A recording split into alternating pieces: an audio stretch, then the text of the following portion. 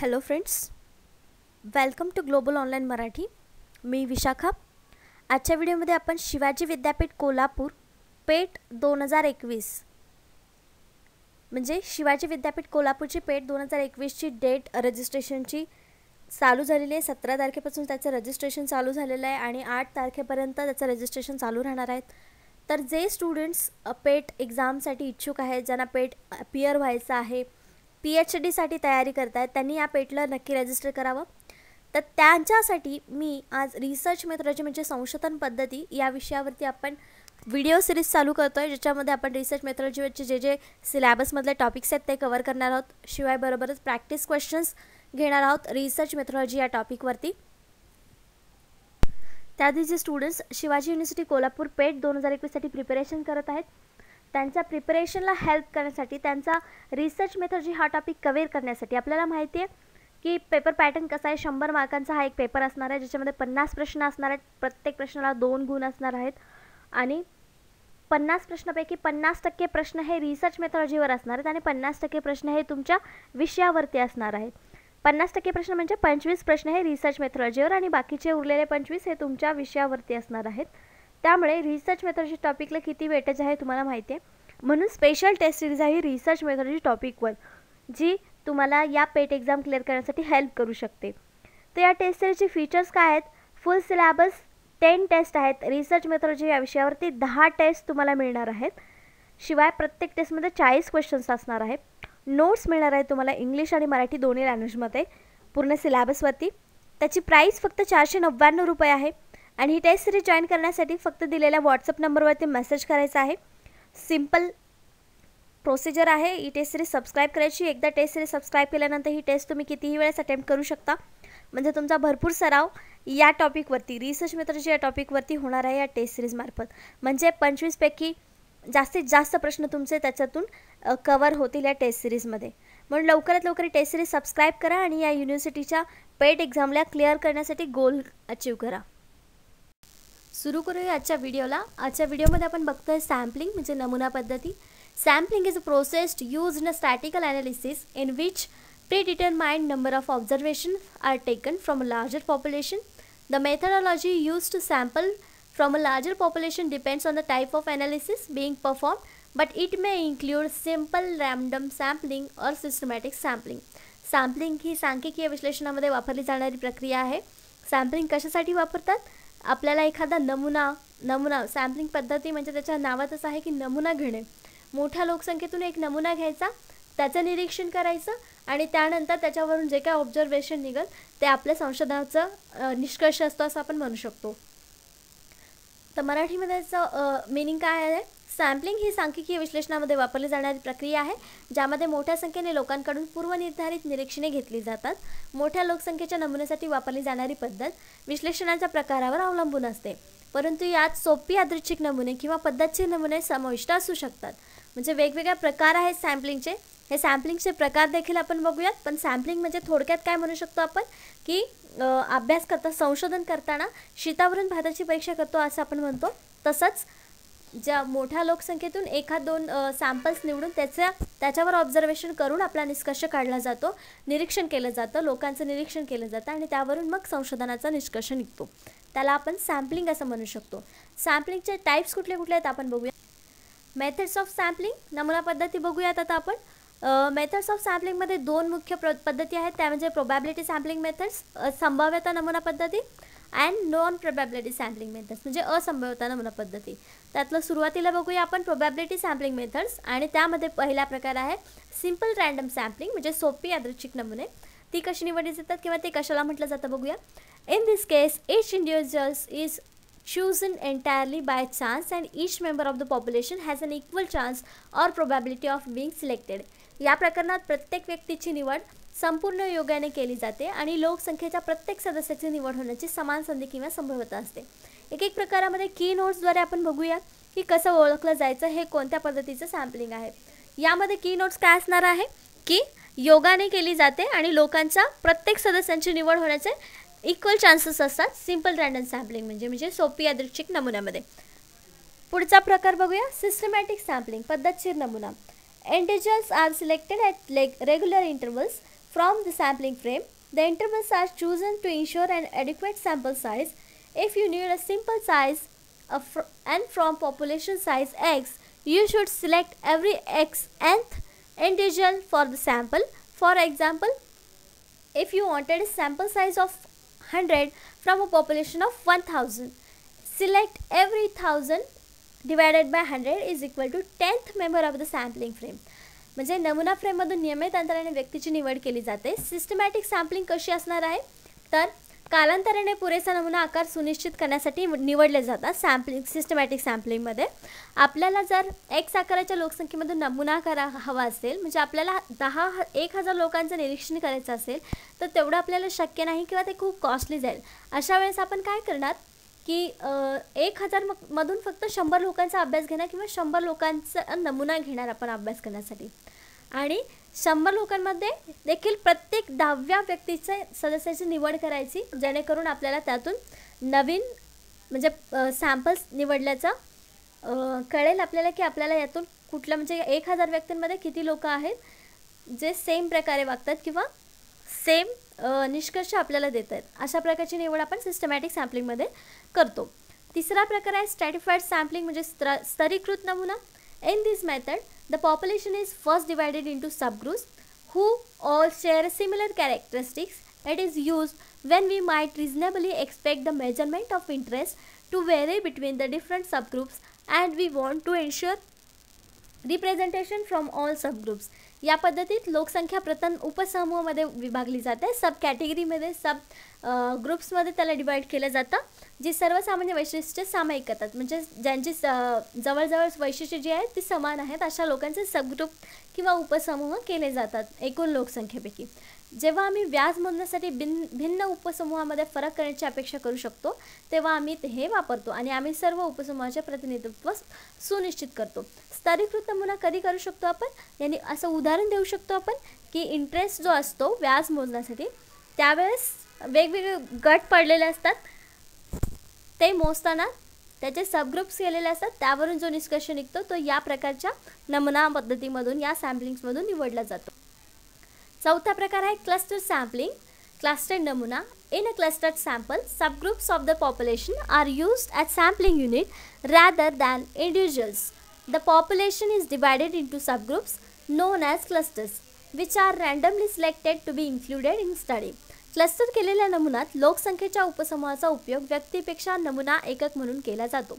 लोकसंख्या उपसमूहामध्ये विभागली गेली आहे, ज्याला क्लस्टर म्हणून ओळखले जाते, जे अभ्यासामध्ये समाविष्ट होण्यासाठी यादृच्छिकपणे निवड केलेले असतात.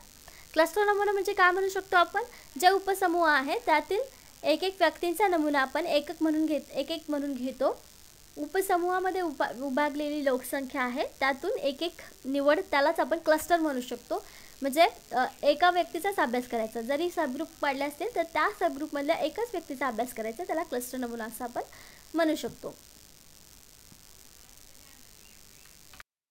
प्रोबॅबिलिटी सॅम्पलिंग मेथड्स बघितलं. आता बघूया नॉन प्रोबॅबिलिटी सॅम्पलिंग म्हणजे संभाव्यता नसलेल्या सॅम्पलिंग पद्धती किंवा असंभाव्यता सॅम्पलिंग पद्धती. त्यातील पहिला प्रकार आहे कन्व्हिनियन्स सॅम्पलिंग म्हणजे सुविधा नमुना. Convenience sampling is perhaps the easiest method of sampling because participants are selected based on availability and willingness to take part. सोयीस्कर नमुने आपल्या वर्ड वरूनच आपल्याला लक्षात येईल की कन्व्हिनियन्स सॅम्पलिंग म्हणजे काय, आपल्याला योग्य आणि आपल्याला हवे असलेल्या व्यक्ती किंवा हवे असलेले नमुने आपण यामध्ये घेऊ शकतो. सोयीस्कर नमुने घेणे सॅम्पलिंगची सर्वात सोपी पद्धत आहे, कारण उपलब्धता आणि भाग घेण्याच्या इच्छेच्या आधारे सहभागी निवडले जातात. तर आपण नमुने कसे निवडतो की इच्छा असेल त्यांना आपण घेऊ शकतो किंवा जे उपलब्ध आहेत त्यांचा सुद्धा याच्यामध्ये समावेश करू शकतो. त्यावरून हा नमुना कसा निवडला जातो यावर आपल्याला अंदाज येऊ शकतो. सेकंड जे आहे नॉन प्रोबॅबिलिटी सॅम्पलिंग. एक्झाममध्ये क्वेश्चन्स येतात की नॉन प्रोबॅबिलिटी सॅम्पलिंगच्या पद्धती कुठल्या आहेत आणि प्रोबॅबिलिटी सॅम्पलिंगच्या पद्धती कुठल्या आहेत, किंवा ठराविक पद्धत आहे यामध्ये काय वैशिष्ट्य आहे किंवा ही पद्धत यामध्ये प्रोबॅबिलिटीमध्ये किंवा नॉन प्रोबॅबिलिटीमध्ये येते तर काय येते हे आपल्याला स्पष्ट करायचं असतं. तर यामध्ये सेकंड नॉन प्रोबॅबिलिटी सॅम्पलिंग मेथड्समध्ये सेकंड टाइप बघूया, quota sampling. This method of sampling is often used by market researchers. Interviewers are given a quota of subjects of specific type of attempt to recruit. नमुना घेण्याची ही पद्धत बऱ्याचदा बाजार संशोधनात वापरतात. मुलाखती भरतीसाठी प्रयत्न करण्यासाठी विशिष्ट प्रकारच्या विषयांचा कोटा दिला जातो.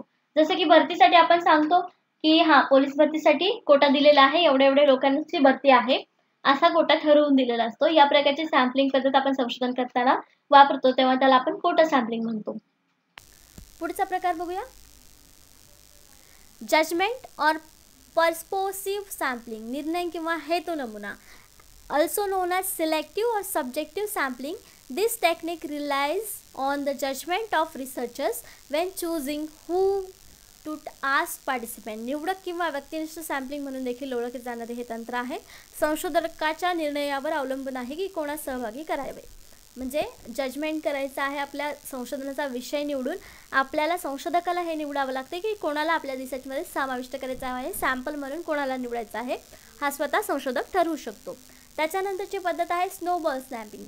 Snowball sampling is a method is commonly used in social sciences when investigating hard to reach groups. Existing subjects are asked to nominate further subjects known to them, so the simple increases in size like rolling snowball. hard to reach गटांकडे तपासणी करताना ही पद्धत सामान्यतः सामाजिक विज्ञानात वापरली जाते. हा याचा कीवर्ड आहे असं आपण म्हणू शकतो. सोशल सायन्स म्हणजे सामाजिक विज्ञानात स्नोबॉल पद्धत किंवा स्नोबॉल सॅम्पलिंग पद्धत वापरली जाते. मध्यमान विषयात ज्ञान असलेल्या विषयांचे नामनिर्देशन करण्यासाठी सांगितले जाते, म्हणून या नमुना प्रकारात आकार रोलिंग स्नोबॉलप्रमाणे वाढतो.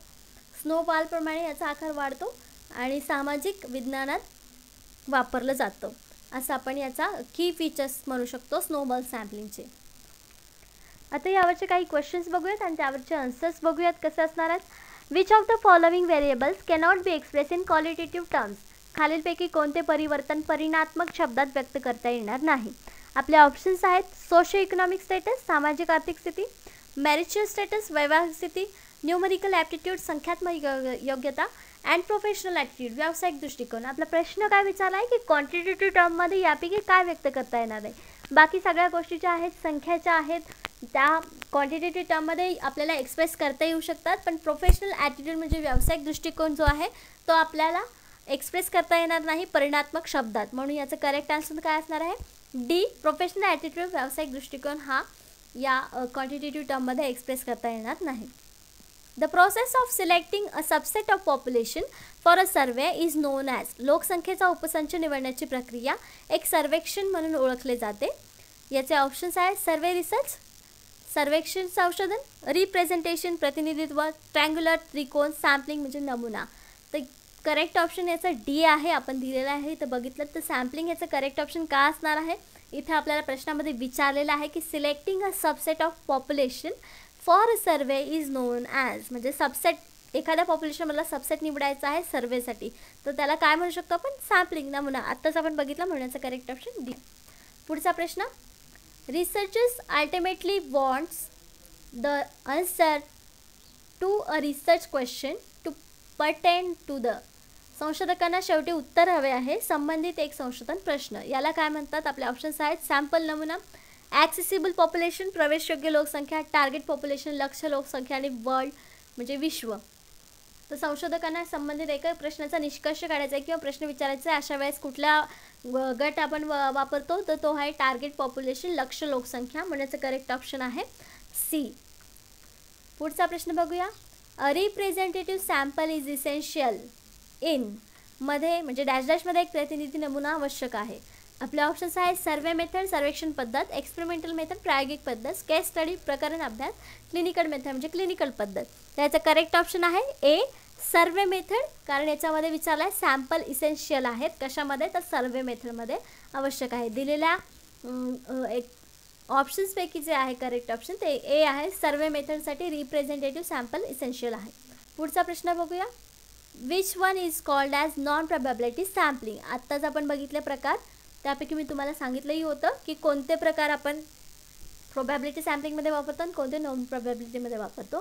त्याचा हा प्रश्न असा आहे, which one is called as non probability sampling. Options आहेत क्लस्टर सॅम्पलिंग, क्लस्टर नमुना, कोटा सॅम्पलिंग नमुना, कोटा नमुना, सिस्टमॅटिक सॅम्पलिंग पद्धतशीर नमुना, स्ट्रॅटिफाईड रँडम सॅम्पलिंग, स्ट्रॅटिफाईड यादृच्छिक नमुना. त्याचं करेक्ट ऑप्शन आहे बी. आपण बघितले प्रकार, कोटा सॅम्पलिंग ही कशामध्ये येतात नॉन प्रोबॅबिलिटी सॅम्पलिंगची पद्धत आहे. पुढचा प्रश्न बघूया, research selects probability samples out of 100 the total population it is called, एक संशोधन संभाव्यतेचा नमुना म्हणून निवडतो एकूण लोकसंख्येपैकी 100 पैकी हे आहे काय म्हणतात आपण बघितलं मगाशीच, कोटा सॅम्पल, कोटा नमुना, सिंपल रँडम सॅम्पलिंग, एक सोपा यादृच्छिक नमुना, स्ट्रॅटिफाईड रँडम सॅम्पलिंग, सिस्टमॅटिक सॅम्पलिंग, एक पद्धतशीर नमुना.